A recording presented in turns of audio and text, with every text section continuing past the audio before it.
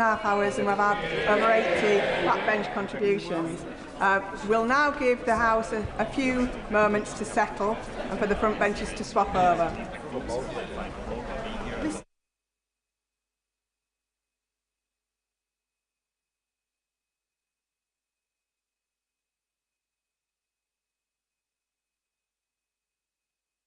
Statement, Foreign Secretary. Yeah. Well, with permission, Madam Deputy Speaker, I'm going to make a statement on the situation in the occupied Palestinian territories and Iran. In Gaza on the ground, it's unimaginably bleak.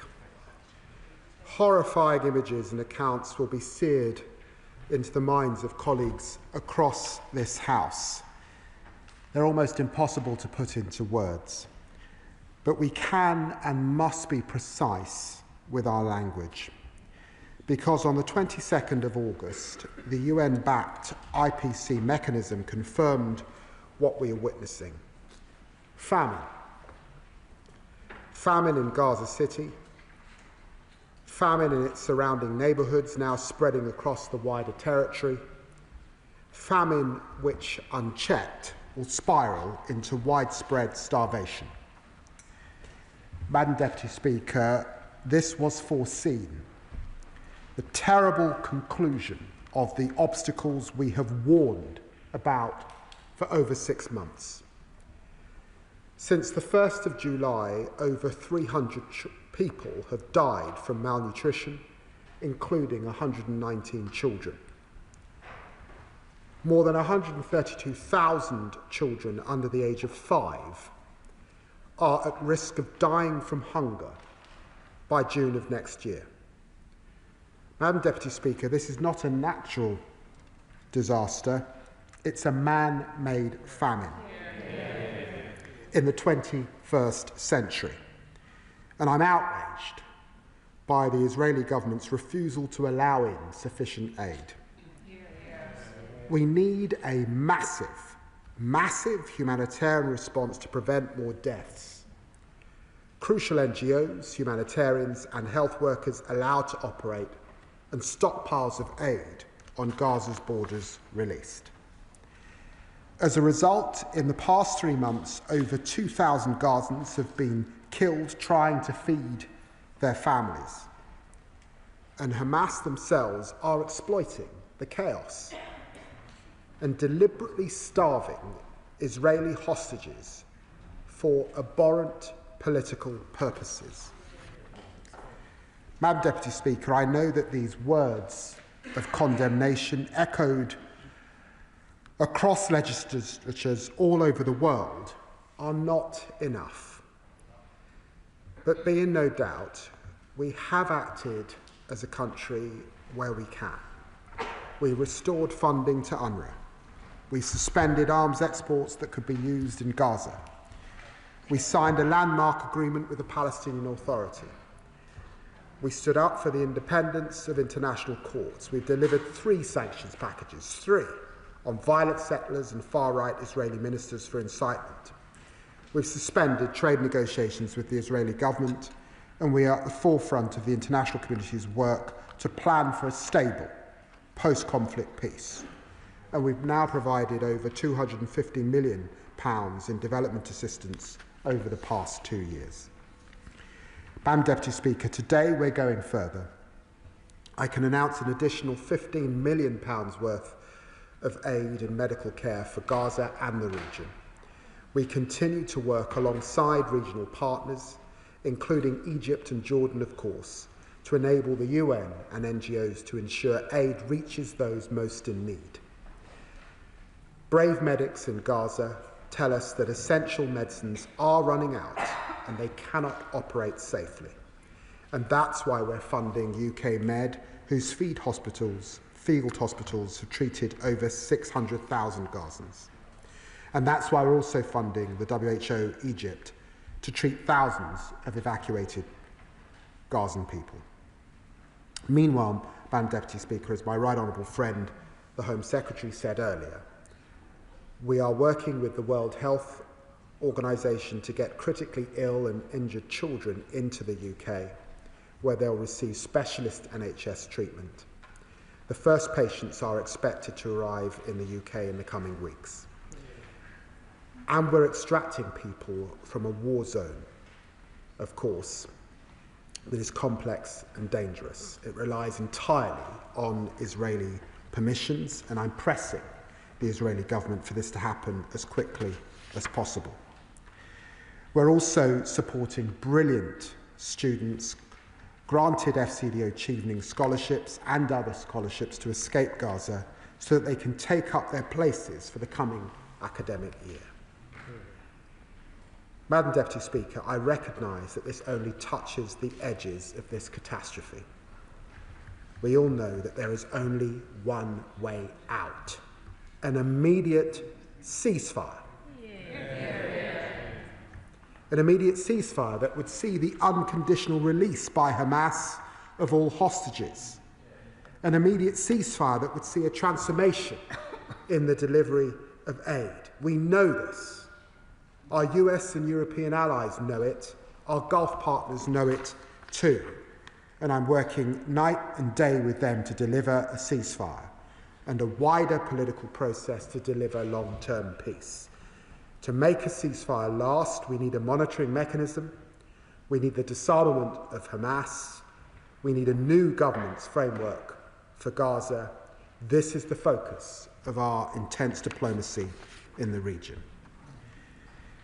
In contrast, further military operations in Gaza City will only prolong and deepen this crisis. So together with our partners, we demand an immediate halt to this operation. Each week brings new horrors. Last week's double strike on Nasser Hospital, one of Gaza's last remaining major health facilities, killed 20 people, including 5 journalists. I remind Israel once again that international law requires the protection of healthcare workers, journalists and civilians. These actions will not end the war. They will not bring the hostages home, let alone make them safer, as hostage families have recognised. They will sow despair and anger across the region for generations. And Madam Deputy Speaker, in the West Bank, the Israeli government is tightening its stranglehold on the Palestinian economy and continues to approve illegal settlement construction, just recently in the E1 area east of Jerusalem. This would erect a physical barrier to the contiguous Palestinian state, and it must not happen. Madam Deputy Speaker, in July, I described before the UN General Assembly our intention to recognise the state of Palestine later this month. Unless the Israeli government takes substantive steps to end the appalling situation in Gaza and commits to a long-term sustainable peace. Madam Deputy Speaker, this commitment responds to the current crisis, but stems from our historic responsibility to the region's security, reaching back over a century to the Balfour Declaration. As I said last month in New York, I am deeply proud that it was a British Foreign Secretary who helped establish a homeland for the Jewish people. But the same declaration promised that nothing shall be done which may prejudice the civil and religious rights of the Palestinian people.